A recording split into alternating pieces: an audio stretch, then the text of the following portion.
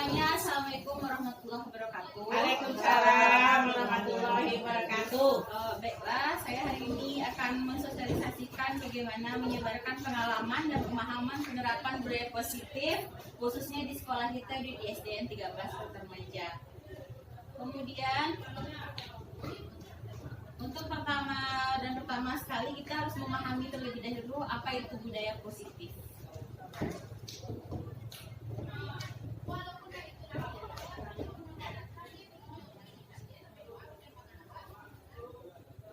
Budaya positif itu merupakan sebuah budaya yang dapat kita terapkan menciptakan lingkungan positif di sekolah kita. Jadi terdapat beberapa poin-poin konsep yang bisa kita terapkan di sekolah kita, khususnya dalam hal budaya positif. Yang pertama ada perubahan tentang paradigma teori kontrol. Yang kedua disiplin dan nilai kebijakan universal. Yang ketiga kebutuhan dasar manusia apa saja. Dan keempat motivasi perilaku manusia. Yang kelima posisi kontrol restitusi, keyakinan kelas dan segitiga restitusi. Jadi hari ini kita akan membahas mengenai beberapa poin-poin dan konsep-konsep pada budaya positif tersebut. Kemudian bagaimana perubahan paradigma teori kontrol di sini? Nah, paradigma teori kontrol di sini adalah cara mengontrol perilaku murid supaya mereka taat terhadap peraturan, yaitu dengan memberikan hukuman, konsekuensi, dan restitusi.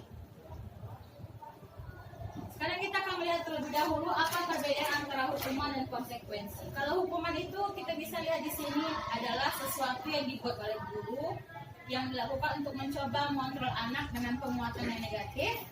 Dampak pada murid kita biasanya kita akan merasa lebih marah, merasa bersalah, rendah diri, dan mengasingkan diri.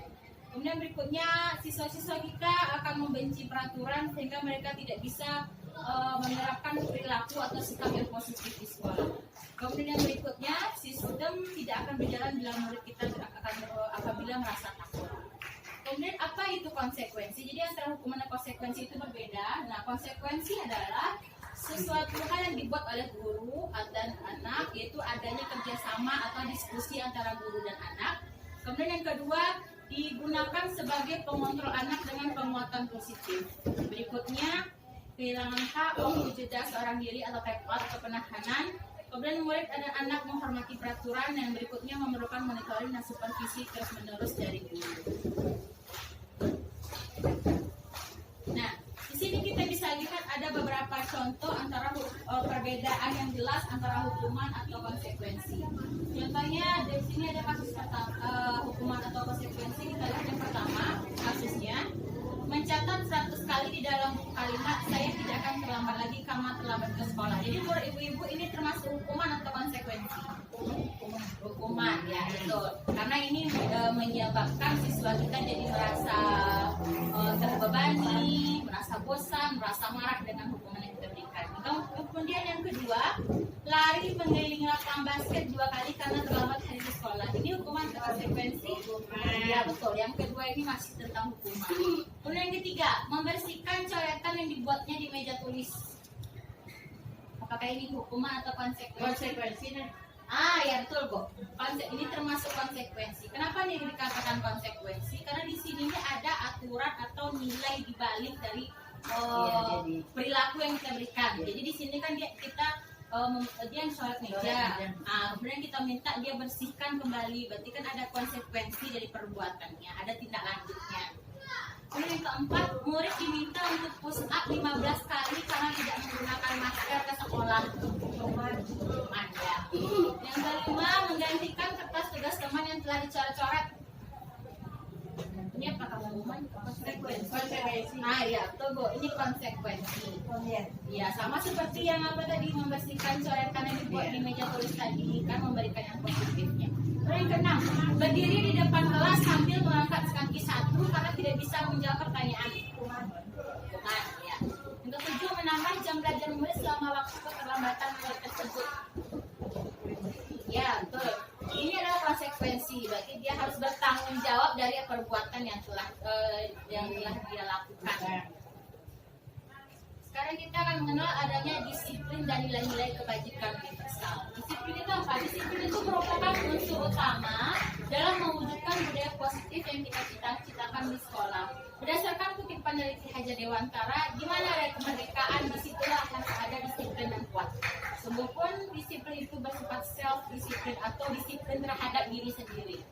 Seseorang yang memiliki disiplin diri berarti mereka bisa bertanggung jawab terhadap apa yang dilakukannya karena mereka mendasarkan tindakan mereka pada nilai-nilai kebajikan yang besar.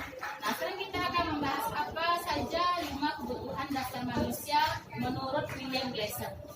Kebutuhan dasar manusia itu yang pertama ada bertahan hidup, kasih sayang dan rasa diterima, ketiga kebebasan, yang keempat kesenangan, dan yang kelima adalah penguasaan. Yang pertama yang disebut bertahan hidup di sini adalah kemampuan atau upaya kita untuk bertahan hidup, baik itu dalam segi materi, dalam segi mempertahankan diri dari serangan atau mempertahankan diri sebagai manusia seutuhnya. Kemudian yang kebutuhan yang kedua, apa itu kasih sayang dan rasa diterima? Tentu kita kalau dalam satu lingkungan kita tentu memerlukan rasa kasih sayang dari orang lain atau rasa diterima oleh orang lain sehingga kita nyaman bisa bekerja dalam lingkungan tersebut. Kemudian yang ketiga adanya kebebasan. Kebebasan maksudnya di sini adalah diberikan kebebasan atau informasi untuk memilih atau menentukan pilihan yang kita inginkan. Kemudian yang keempat kesenangan, hampir sama dengan kasih sayang dan rasa diterima. Kesenangan ini adalah bagaimana supaya kita tuh merasa senang atau merasa ikhlas bekerja pada suatu tempat. Dan yang kelima adalah penguasaan. Penguasaan adalah sama dengan kemampuan kita untuk mengontrol sesuatu. Dengan adanya kemampuan untuk mengontrol sesuatu, kita dapat menjalankan suatu kegiatan itu dengan lebih teratur atau lebih optimal. Baik, sekarang ini ada satu kasus yang bisa kita bahas. Mengidentifikasi kebutuhan dasar manusia. Kita lihat di sini dari kasus ini kebutuhan dasar manusia mana yang dimiliki oleh Bu Ambar di sini. Bu Ambar guru wali kelas 2A di SD Blipati. Sedang bingung menghadapi ulas salah satu murid di kelasnya, si Doni. Beberapa anak di kelas 2A telah datang padanya dan mengeluhkan Doni yang seringkali meminta bekal makan siang mereka dengan paksa. Jika Anda menghadapi suatu situasi seperti Bu Ambar, apa yang Anda lakukan? Menurut Anda kira-kira apa alasan Doni melakukan hal itu? Gimana Ibu-Ibu? Mungkin karena dia nggak dibawain bekal dari rumah oleh orang tuanya. Ya betul. Berarti dia kan kenapa dia seperti itu? Karena dia dikasih bekal oleh orang tuanya. Tentu dia membutuhkan bekal tersebut sebenarnya, makanya dia mengganggu sistem lain. Kemudian apabila ibu di sini sama situasinya dengan Ibu Ambar, apa kira-kira bisa ibu lakukan? Diberi, dipanggil, terus Diberikan nasihat. Terus besok disuruh bawa bekal, terima orang tuanya. Berarti kan kita rata-rata gitu Ibu kasih kita panggil siswanya, kita kasih dia sedikit ceramah atau sedikit solusi gimana untuk kedepannya. Nah kemudian yang kedua, jika jawaban Doni sebagai berikut, kita masuk ke motivasi perilaku manusia. Motivasi merupakan dorongan yang timbul pada dalam diri seseorang secara sadar dan tidak sadar untuk melakukan suatu tindakan dengan tujuan tertentu. Yang pertama, motivasi perilaku manusia itu yaitu pertama untuk menghindari ketidaknyamanan atau hukuman. Murid melakukan disiplin diri karena ia takut dihukum. Nah, ini disebut dengan motivasi ekstrinsik atau motivasi dari luar. Jadi dia menjadi pribadi sikap yang disiplin karena dia takut dihukum oleh gurunya, seperti itu. Dan yang kedua, untuk mendapatkan imbalan atau penghargaan dari orang lain. Nah, ini juga sama motivasi ekstrinsik. Jadi dia tuh bersikap disiplin karena iming-iming hadiah. Kalau dia sikapnya bagus, dia mau bikin PR atau dia mau duduk rapi, dikasih hadiah. Dan yang ketiga, untuk menjadi orang yang mereka inginkan dan menghargai diri sendiri dengan nilai-nilai yang mereka percayai. Nah, yang nilai ketiga ini adalah motivasi intrinsik. Motivasi intrinsik, motivasi dalam dirinya. Ini sebenarnya ini yang ingin betul-betul kita capai, tetapi kalau aplikasi di sekolah memang agak sedikit susah. Tapi inilah yang sedang kita upayakan, bagaimana siswa itu membentuk satu perilakunya disiplin, tapi betul-betul dari dalam dirinya. Kemudian kita masuk ke posisi kontrol restitusi. Apa Apa itu posisi kontrol restitusi? Posisi kontrol restitusi itu adalah posisi kontrol kita sebagai seorang guru, bagaimana untuk menerapkan disiplin kepada anak-anak kita.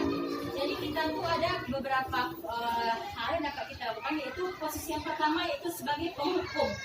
Mungkin kalau di sekolah atau pada umumnya paling sering kita melakukan hal ini, penghukum. Kemudian yang kedua, pembuat rasa bersalah. Yang ketiga, kita sebagai teman. Yang keempat, pemantau. Dan yang kelima adalah manajer. Dari yang kelima-limanya ini sebenarnya yang paling ideal itu adalah posisi kita sebagai manajer.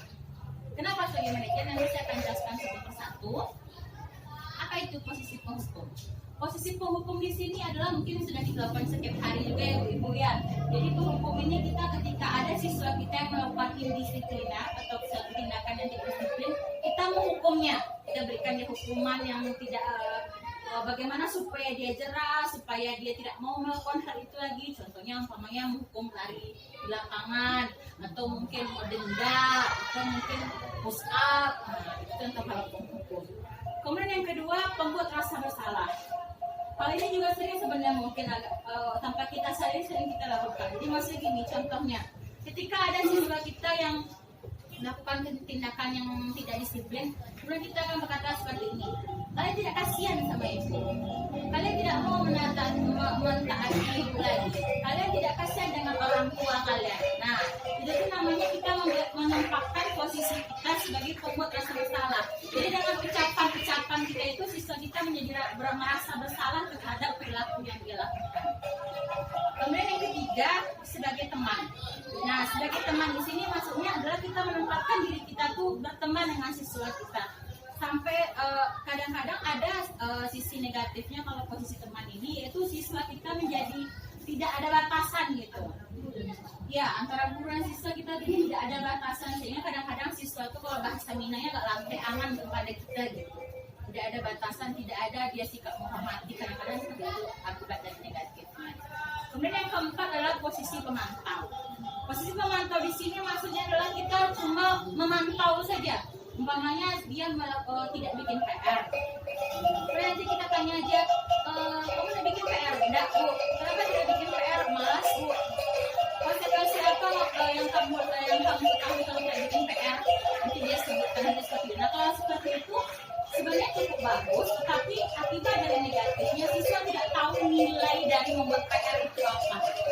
Kemudian nilai dari positif atau negatif apabila dia tidak mengerjakan PR itu apa? Itu negatifnya. Nah, yang paling ideal adalah manajer. Manajer ini adalah posisi kontrol ketika kita menempatkan diri kita sebagai pemimpin dalam kelas itu.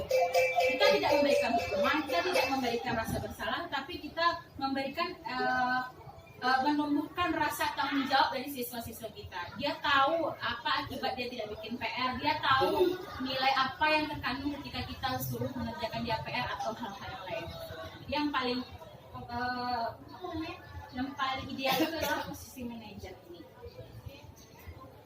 Kemudian kita masuk ke keyakinan kelas. Apa itu keyakinan kelas?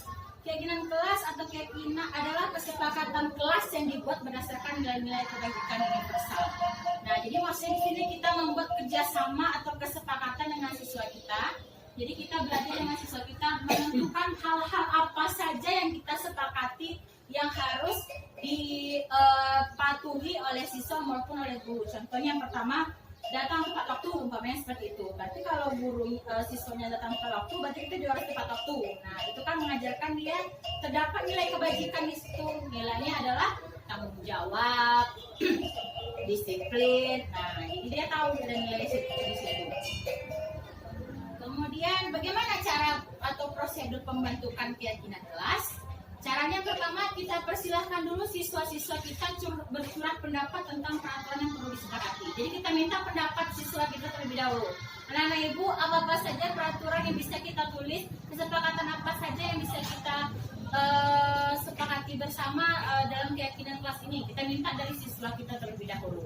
Kemudian yang kedua, kita catat semua masukan-masukan di siswa kita di papan tulis atau di buku atau di sticky note juga boleh. Kemudian baru kita susun. Setelah dituliskan beberapa poin papan tulis, kita diskusikan dengan anak-anak yang mana yang harus dan wajib kita ikuti, nanti dicentang-centang, kemudian kita tinjau kembali.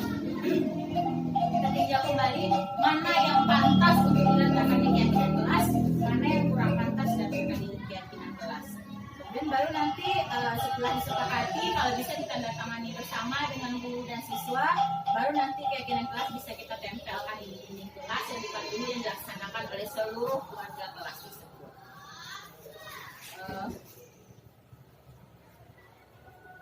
Baik Bapak Ibu, mungkin itu yang berikutnya itu menstabilkan identitas. Apa itu menstabilkan identitas? Yaitu suatu keadaan yang bertujuan untuk mengubah identitas anak dari yang gagal karena melakukan kesalahan menjadi orang yang sukses.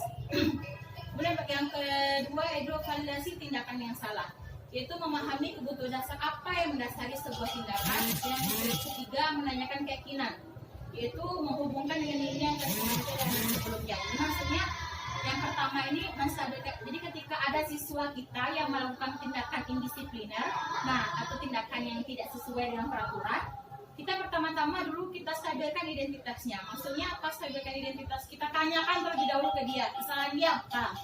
Oh gini Bu. Nanti baru kita tanggapi. Kemudian validasi tindakan yang salah. Kita tanyakan, menurut kamu tindakan kamu itu benar atau tidak? Sesuai tidak dengan keyakinan kita? Kemudian yang ketiga, menanyakan keyakinan. Baru kita hubungkan dengan keyakinan kelas yang telah disepakati tadi. Apakah sudah sesuai dengan keyakinan atau belum? Ada yang dilanggar atau tidak? Baik Bapak Ibu, mungkin itu saja yang bisa saya sampaikan hari ini. Apakah ada pertanyaan, tanggapan, atau saran dari Bapak Ibu mengenai presentasi saya hari ini? Dadah. Baiklah. Alhamdulillah. Terima kasih Bapak Ibu. Mungkin sekian saja presentasi saya pada hari ini. Kalau kita kurang saya mohon maaf. Assalamualaikum warahmatullahi wabarakatuh. Waalaikumsalam warahmatullahi wabarakatuh.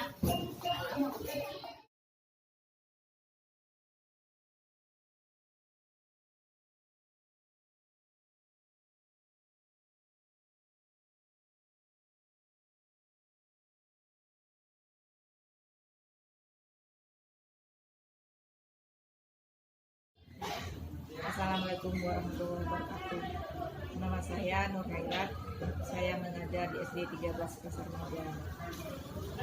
Setelah saya mengikuti sosialisasi tentang budaya positif di sekolah bersama guru CGP Angkatan 6, yaitu Ibu Yati Sumiati dengan Ibu Miftah. Dengan demikian maka bertambah ilmu saya, yang mana sebelumnya saya hanya mengenal hukuman dan konsekuensi. Ternyata ada cara lain yang lebih baik untuk diterapkan di sekolah ini, yakni segitiga restitusi. Sekian, terima kasih.